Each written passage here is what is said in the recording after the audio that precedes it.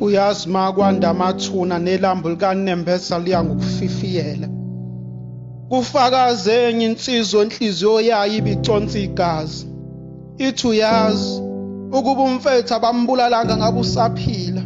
Ubese phethe ngokuthi akuzinyane lemvubu ladliwa izingwenya kwacweba iziziba.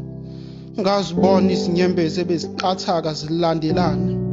Ziwufakazi bokonakala komoya wakhe. Wathi omunye ubhodi ungakalugwinyi nje. Mina ngifisa ukubona labafundisi abathi isihogo semva kwethuna. Ngoba thina isihogo siphila kusona kulomhlaba indlala isibulala lokho akekho akagqiza iqakala. Njalo mangithi ngithakasela impumelelo yami isithombe samfethu sibuya ngamandla. Ngicabanga emhlanga imbulala sibanga amafa. Hey mfowethu, impilo engenze ngaba nje. Usuku umenye intokazi eseyintsha kodwa umzimba wayo ubugcwele izibazi zempilo. Ithi yeka mina ngisakhula ngisakholelwa othandweni leqiniso.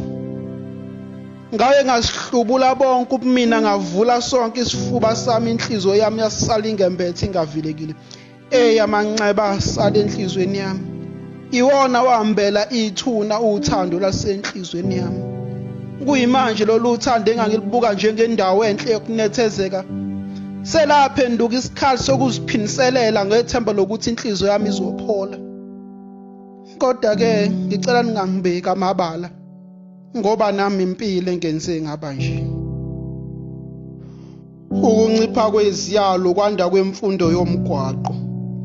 Lawa amazwi entokazi ebisukuma ikhuluma amagama washeba nezinyembezi. Ithi ukubona ingane edlala kucwilisa inhliziyo yakho sizini. Ukhumbula lengane yakhe akayibulala ingakazalwa ngokusabela indlala.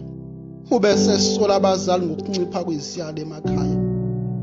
Uthi ukuba wadonswa ngendlebe ehlezi ngaba kwacwilanga ezibeni samahlonga ndlebe. Ubese phethe ngokuthi naye akazenzanga woniwa inkunzi. Efakazela ukuthi impilo emenze wabanje. Yakhala enye insizwa yathi nokuhlupheka kuyakwenza ushade noSathane. Kuyayenza inhliziyo ibe yiliba uqobo lwayo.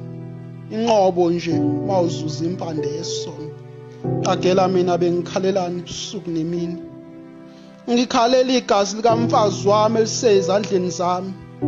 Kulomuzi engihlala kuyigazi lakhe ilona elakhahlela ikade eziko.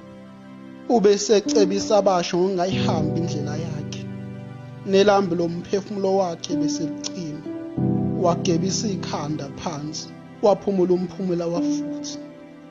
Impilo engenze ngaba njena. Zakes R.S.A.